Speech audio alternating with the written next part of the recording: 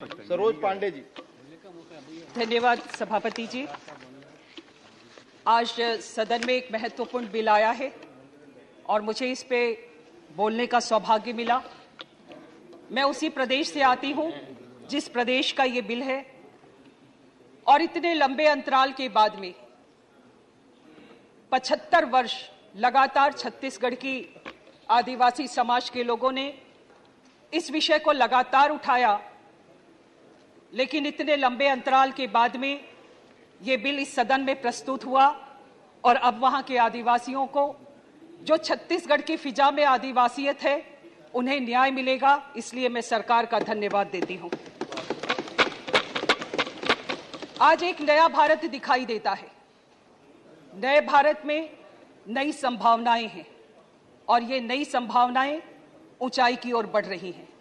अगर ये ऊंचाई की ओर बढ़ रही हैं तो उसका श्रेय भारत के प्रधानमंत्री माननीय नरेंद्र मोदी जी को जाता है, जिन्होंने एक मजबूती और सक्षम नेतृत्व के साथ साथ एक दृढ़ इच्छा शक्ति का भी परिचय दिया है। उन्होंने उस समाज को उसका अधिकार देने का प्रयास किया जो हमेशा से वंचित रहा है।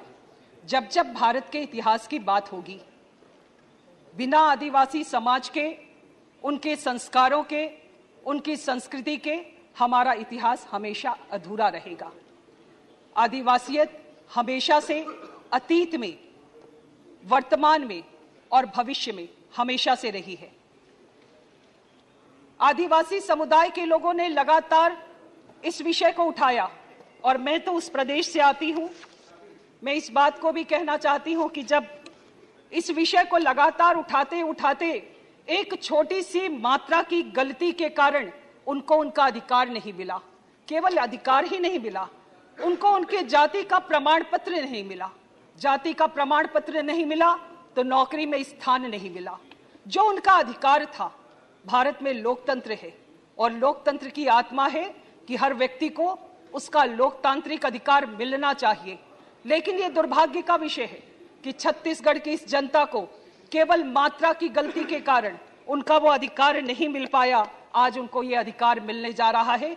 मैं भूरी भूरी प्रशंसा करते हुए सरकार को पुनः धन्यवाद देती हूँ। हमारे यहाँ आज अनुसूचित जनजाति संविधान संशोधन विधेयक 2023 में जिस विषय पर इस बिल को लाया गया है, उसमें छत्तीसगढ़ की, और हम ऐसा माने कि छत्तीसगढ़ में करीब देश भर की कुल जनजाति का 75% हिस्सा निवास करता है। हमारे यहाँ बस्तर जिले में गोड़, अबुझमाड़िया, मुरिया, हल्बा, परजा, भात्रा, धुरवा जैसी जनजातियां निवास करती हैं। वही दंतेवाड़ा जिले में दंदमी, मुरिया, दोरला और गोड़ जनजातियां निवास करती हैं। देश की ऐसी जनजातियां जिसमें कोल, भुइयां, कंवर, धनवार, पारधी, सावरा, मुंडा आदि जनजातियां निवास करती हैं। इन सभी जनजातियों के नामों से ये विदित होता है कि यदि इनमें थोड़ा भी फर्क आ जाए, थोड़ा भी मात्रा की गलती हो जाए, तो इनको इनका अधिकार नहीं मिल पाता है। इन्हीं अधिकारों को लेकर सरकार ने आज का ये बिल लाया है। आदिवासियों की एक पहचान रही है, जल, जंगल और जमीन। यह इनका कर्म क्षेत्र है, यह इनका धर्म क्षेत्र है। और अगर आज भारत में जल, जंगल दिखाई देते हैं तो इन्होंने उसका संरक्षण किया है, उसको अपने आदिवासियत के साथ साथ अपनी संस्कृति को बचाते हुए उसे बचाने का काम किया है। मैं बहुत दुख के साथ इस सदन में कहना चाहती हूँ, पिछले कुछ वर्षों से हमारे यहाँ पर छत्तीसगढ़ में हमारे आदिवासी भाइयों का धर्मांतरण किया जा रहा है। यह धर्मांतरण ऐसा विषय है जो मन को छूता है। हमारी संस्कृति पर धीरे धीरे आघात हो रहा है। एक बार हमारे बाहर के एक नेता ने कहा था कि अगर भारत को खत्म करना है तो वहां की संस्कृति पर आघात किया जाए। मुझे लगता है कि हमारे छत्तीसगढ़ की संस्कृति पर आघात करके हमारी आदिवासियत संस्कृति को नष्ट करने का प्रयास किया जा रहा है। धर्मांतरण इतना बड़ा मुद्दा है कि आज वहां पर अगर आप देखेंगे तो इस पर संघर्ष की स्थिति खड़ी हो गई है।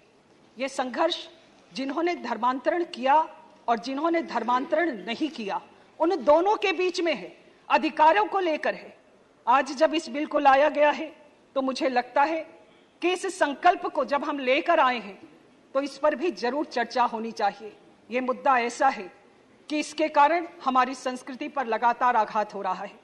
छत्तीसगढ़ में आदिवासी संकल्प के लिए, आदिवासी समाज के लिए ये बिल संकल्पों का झरोखा मात्र है। मुझे लगता है कि जिस प्रकार से सरकार ने जिस उद्देश्य के साथ इस बिल को लाया है, मैं सरकार को धन्यवाद देते हुए जो मात्राओं की छोटी छोटी गलतियां रह गई उसे स्वीकार करते हुए सरकार ने इस बिल को प्रस्तुत किया है।